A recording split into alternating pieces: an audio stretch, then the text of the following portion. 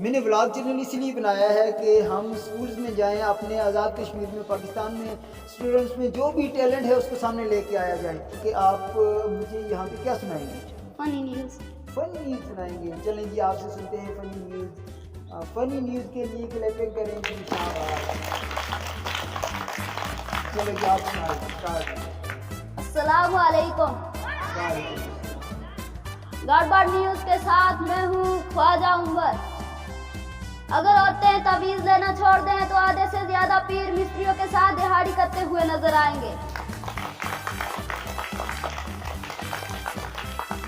रिश्तेदारों को तनख्वाह कम बताओ तो इज्जत नहीं करते, ज्यादा बताओ तो पैसे उधार मांग लेते हैं। समझ नहीं आती बंदा इज्जत बचाए या पैसे।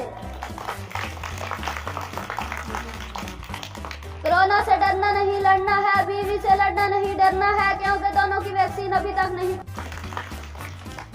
अगर लड़का चुपचाप टीडी और करेले खाना शुरू कर दे तो वालिदैन को समझ लेना चाहिए कि मुंडा शादी के काबिल हो गया।